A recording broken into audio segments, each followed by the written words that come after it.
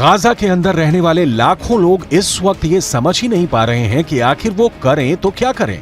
Israel के प्रधानमंत्री Benjamin Netanyahu ने तो राष्ट्र के नाम संबोधन में यह साफ कर दिया है कि गाजा के 20 लाख लोग अब हट जाएं, क्योंकि हमास के आतंकियों का वो पूरा सफाया करने का टारगेट तय कर चुके हैं। इस समय गाजा के अंदर हर तरफ ढही हुई इमारतों के मलबे और धुआं ही धुआं नजर आ रहा है। सड़कों पर एम्बुलेंस की गाड़ियां दौड़ रही हैं और हालात काफी ज्यादा खराब नजर आ रहे हैं।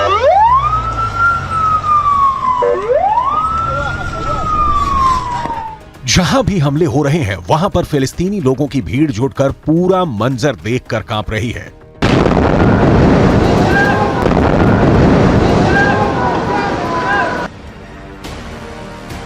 कुछ तस्वीरें भी सामने आई हैं जिसमें गाजा पट्टी में कयामत टूटती नजर आ रही है। गाजा के घरों को पूरी तरह से तहस नहस कर दिया गया है। बड़ी बड़ी इमारतों को बम बरसाकर बर्बाद कर दिया गया है। पूरी गाजा पट्टी इमारतों की कब्रिस्तान नजर आ रही है।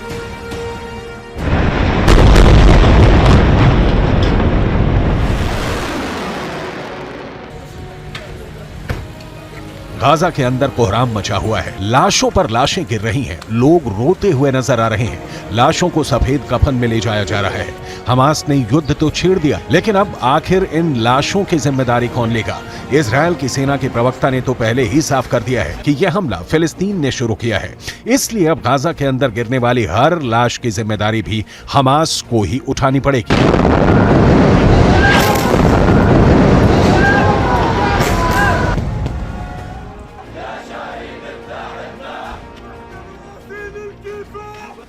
गाजा के इलाके में इस वक्त शोक और मातम पसर गया है। मरे हुए लोगों के शव यात्राएं निकाली जा रही हैं।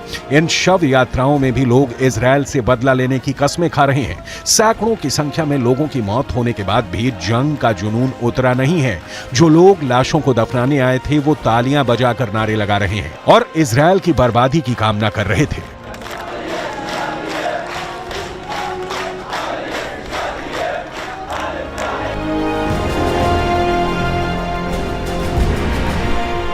दूसरी तरफ इजराइल ने भी अपने टैंक युद्ध भूमि में उतार दिए हैं। शनिवार को जब हमास के आतंकियों ने इजराइल पर हमला किया था तो न सिर्फ इजराइल के टैंकों को नष्ट किया था बल्कि उन पर चढ़कर जश्न भी मनाया था।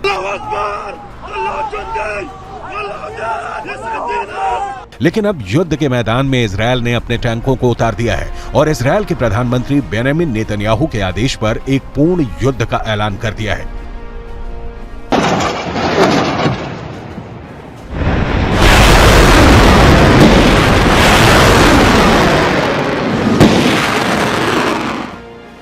इतना खतरनाक युद्ध शुरू हो चुका है, लेकिन इसके बावजूद भी ईरान के अंदर जश्न मनाया जा रहा है। शनिवार की सुबह जब हमास का बेहद सफल हमला हुआ तो उसके बाद ईरान के अंदर भी कट्टरपंथियों ने शाम के वक्त खूब आतिशबाजी की है, जो ईरान और इजराइल के बीच मौजूद नफरत को दिखाता है।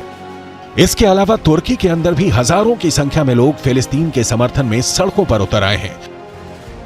दूसरी तरफ पाकिस्तान से भी लगातार हमास को समर्थन किया जा रहा है। पाकिस्तान के अंदर से भी लाखों की संख्या में हमास के समर्थन में ट्वीट हुए हैं और #सपोर्ट हमास का ट्रेंड करवाया गया है।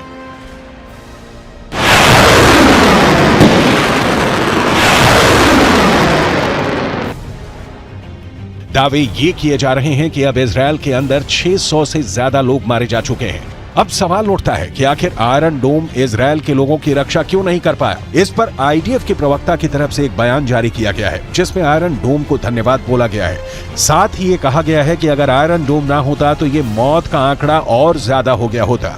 दरअसल दावा यह है कि इजराइल में जो लोग भी मारे जा रहे हैं उनमें से ज्यादातर क्लोज फाइट में मरे हैं, ना कि रॉकेट हमलों से। दरअसल आयरन डोम की एक्यूरेसी 90% तक मानी जाती है, यानी अगर 100 रॉकेट हमले किए जाएं तो 90 तो निश्चित रूप से आयरन डोम के द्वारा रोक दिए जाएंगे, लेकिन बाकी 10 के जमीन पर गिरने की आशंका से इनकार नहीं किया जा सकता। यही वजह है कि जब हमास की तरफ से 7000 रॉकेट फायर कर दिए गए तो इजराइल के लिए अपने लोगों को बचा पाना मुश्किल हो गया।